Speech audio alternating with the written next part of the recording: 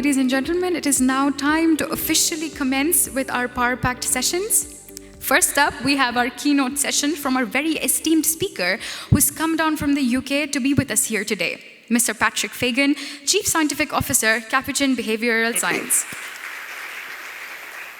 Assalamu alaikum, hello. Allow me to introduce myself briefly. I am Patrick, excuse me.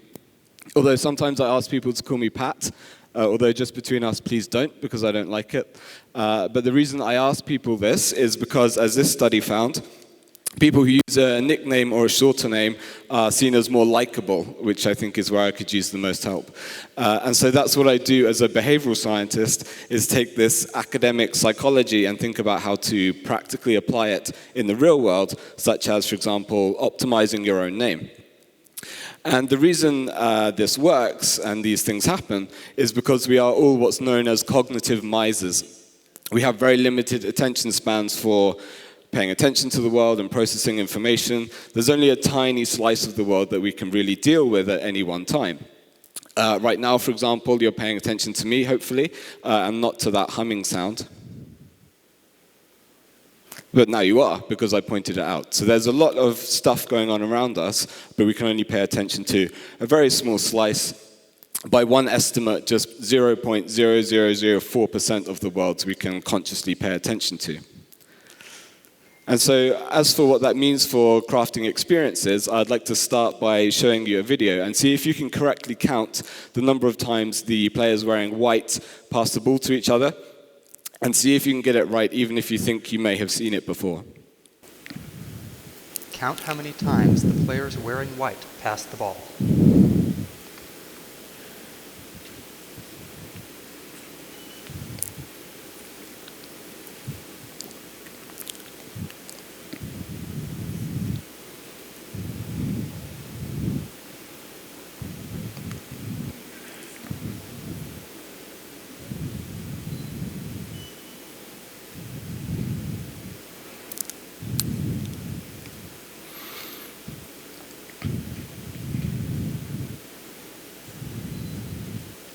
The correct answer is 16. Did you get it right? Yeah. Did you spot the gorilla? Okay. For people who haven't seen or heard about a video like this before, about half missed the gorilla. If you knew about the gorilla, you probably saw it. But did you notice the curtain changing color or the player on the black team leaving the game? Let's rewind and watch it again.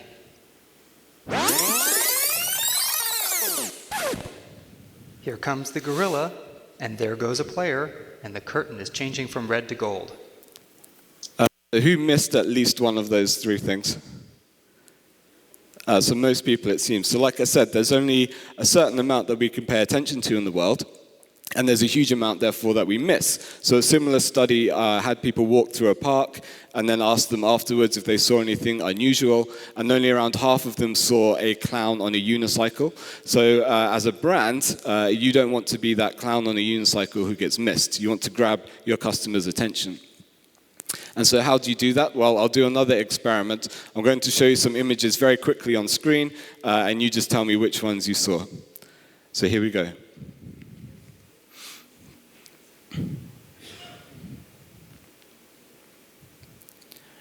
Okay, so who saw a boat? Okay, a couple of people saw a boat. A spider? Okay, lots of hands for the spider. And a house? So a spider is something that we're hardwired to immediately pay attention to because it could be a threat. And so as a brand, you can kind of hack customers' minds by understanding what is on this VIP list of things that we will immediately pay attention to, such as, for example, a spider. Or to give you another example, which of these two dancing people did you look at first? And are probably still looking at, because it's hypnotic. The moving one, right? So as research shows, we're more likely to pay attention to and remember moving imagery. So a quick win I often recommend for clients, or a quick-ish win, is if you have emails, put animations in, because it's movement and that engages people and that tends to work quite well.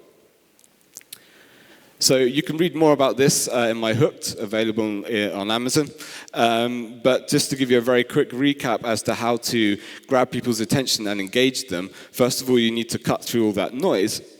And you can do this through things like emotion, surprise, movement, personalization, that kind of thing. And then you want to keep people engaged, and you can do that through making it simple and concrete, through using stories, through puzzles and metaphors and riddles and interactions. So that's just a little introduction as to, first of all, how do you design experiences which cut through the noise and grab people. Moving more specifically onto the world of experiences, after this example, which brings everything together, this was a study which looked at headlines and how viral they went on the website Now This. And in the study, the least viral headline was, "We're recapping some of the biggest stories from last night and this morning," which is very technical and dry. Whereas the most viral headlines included, "This dancer dropped her phone in the water, but a dolphin had her back," and "This teen crossed a dangerous highway to play Pokemon Go and then was hit by a car." So these are surprising, they're emotional, they're simple, there's a story, and therefore they were effective. So if you're designing any kind of experience, like an email subject line or a website, if you use these principles, it will make it more engaging.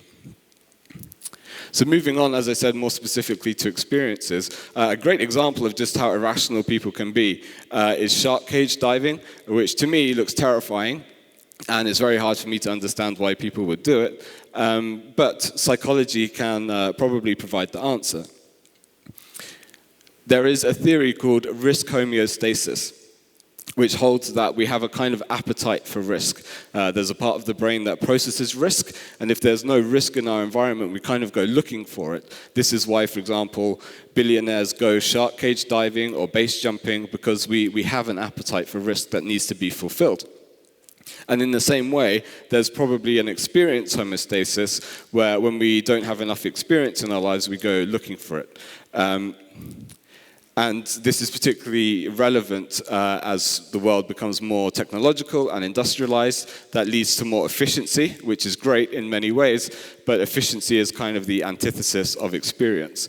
And so as we become more industrialized, as this study found, people are searching more for experiential brands, but not marketing brands, material brands, sorry. In the UK, ONS sales data shows that sales of experiences is going up, while material goods is going down. So we're becoming more industrialized and efficient, which is great, but we need experiences.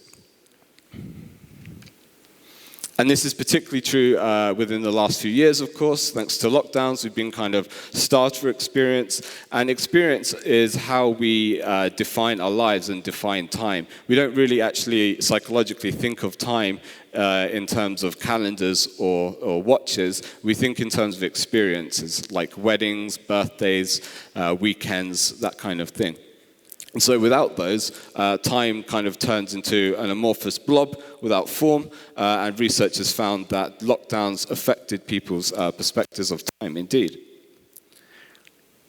And likewise, when people are in chaotic, uncertain, and scary times, there are very predictable behavioral responses. And we know this thanks to something called mortality salience and terror management theory, that when you make people think about their own impending death and you make them feel a bit scared, there are certain responses. So, for example, in the UK, at least, when people were made to think about their mortality, they drank more beer because there's the need to kind of escape the stress.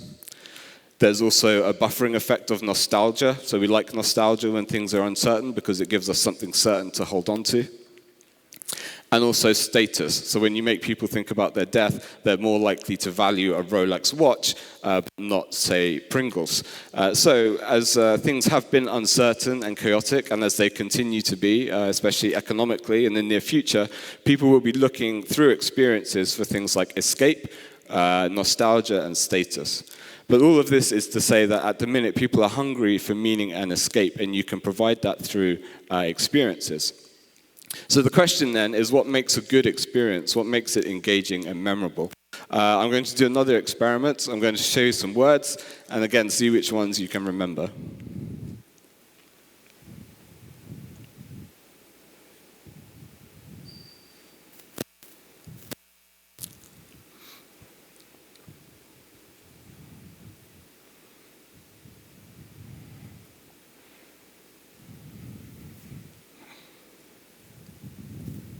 Okay. Does anyone remember cherry? Quite a few hands for cherry. Nectarine. And crab. So I think every hand for crab.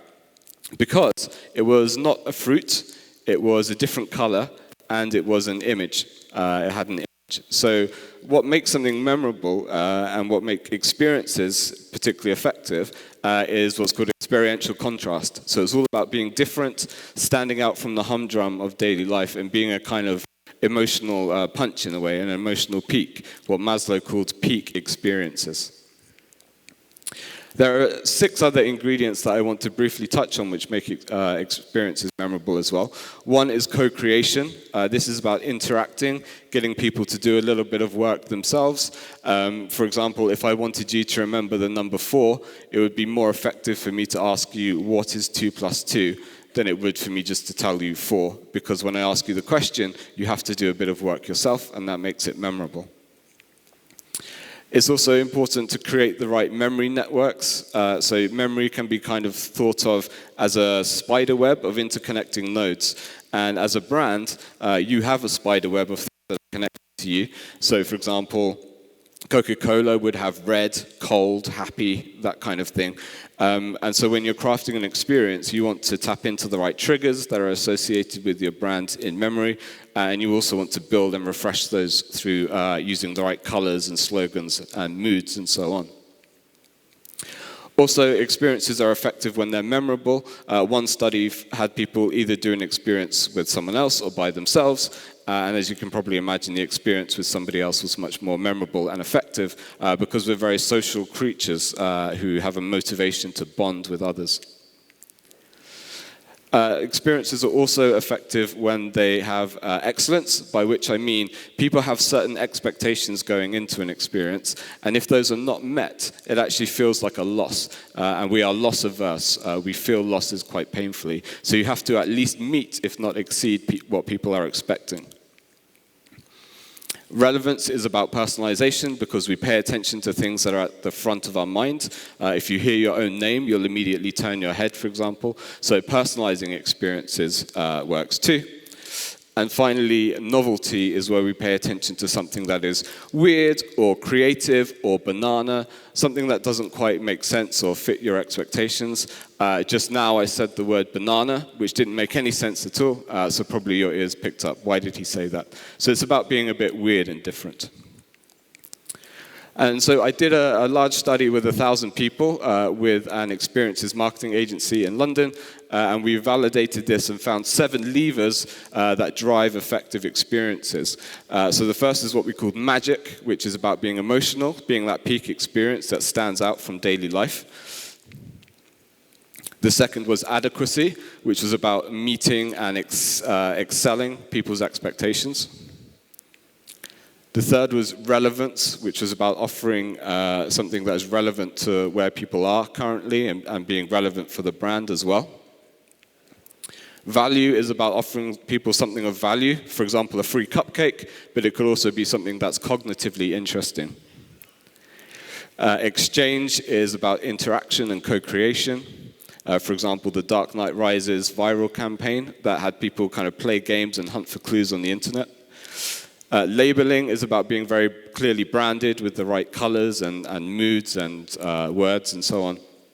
And finally, sociality, for example, the IKEA sleepover experiences. And we found, in terms of predicting success, the most important levers were magic, adequacy, labeling, and sociality.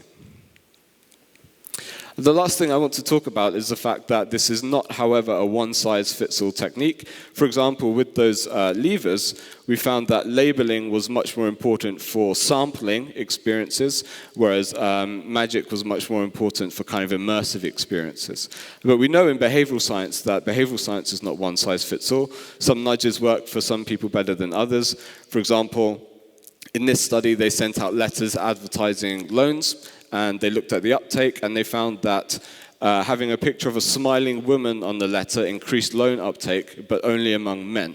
So it was a nudge that worked, but only for a particular target group. And this is useful, and we know it, because of a principle called thin slices. If I was to give you a very thin slice of a cake, you could tell me quite accurately what the entire cake looks like without having to see it. In the same way, if you see a thin slice of someone's behavior, for example, their wardrobe or their Facebook profile, you can tell a lot about them, including what kind of experiences will work best with them. So if we take extroversion, for example, extroversion is associated with more volume in the part of the brain that processes reward, which makes extroverts more optimistic and active and outgoing. And all of this is based on research. Extroverts are more likely to wear faded shoes, they're more likely to smile, and they're more likely to listen to rhythmic music like pop. And so if you can see a thin slice of someone and they're smiling and wearing faded shoes and a dance music t-shirt, you can predict they're an extrovert. And then more importantly, you can use that to predict other things about them, like they would be good in a sales job, or what kind of customer experiences would work best for them. And importantly, as a brand, you can read people psychologically, you can read their personality from their data. For example, I worked with a telecoms brand, and we found that app usage clustered together in a way that predicted personality. For example, if people use Audible, so if they listen to audiobooks, they're also more likely to use food takeout apps, and Etsy, which is kind of a creative version of eBay. And that's openness to experience. That's people who are creative and thoughtful. Whereas if they use LinkedIn, they're also more likely to use noting apps and Sunday Times, a kind of conservative newspaper app, and that's probably conscientiousness, people who are hardworking and reliable. And then, as I said, importantly, you can then customize experiences according to their personality, which you read from data. So people who are open to experience, so those creative, thoughtful people, they like experiences which are beautiful and which make them think. Whereas extroverts like experiences which are social, as you can probably imagine. Whereas neurotic people like lots of interaction and escape because they like to get away from their negative feelings. Likewise, the aesthetics of the experience, the website, the adverts, whatever, can be targeted, where, for instance, open people like creative, complex art. They like the color blue. Conscientious people like things to be symmetrical and predictable. Extroverts like aesthetics to be quite bright and stimulating, and so on. And of course, so can nudges. The way that you influence behavior can be targeted to different groups. So imagine you're in a foreign city for one night for a business trip, and you can only find 2 restaurants to eat at, these 2. Who would rather eat at the one on the top? I see most people. Who would rather eat at the bottom? Me too. That's probably a personality thing. I'm a disagreeable introvert, so I don't want to be around other people. But most people say the one on the top because of social proof. If it's busy, it must be good. But like I said, this works much better for agreeable people because agreeable people are more cooperative. And then so what you can do, of course, is customize your experiences, whether that's an experience itself or the advertising or the website or the emails, whatever, according to who you're talking to. So this was a project where we found several psychological segments and created targeted messaging for each one. For example, if they were a creative and aficionado, so quite artistic and open to new things, you would have more artistic visuals, you would use more unusual language, and you would resonate with their motivation of wanting to feel like they're an exclusive expert who knows all about art. And the end result of this is better outcomes. So as this study found, if you use personality-targeted Facebook ads, you have up to 40% higher conversion rates. But that ultimately is how you turn emotion into experience through these 3 areas. First of all, grabbing attention and engaging people. Second of all, using these 7 levers to make the experience memorable. And finally, by targeting to people according to their personality. Thank you.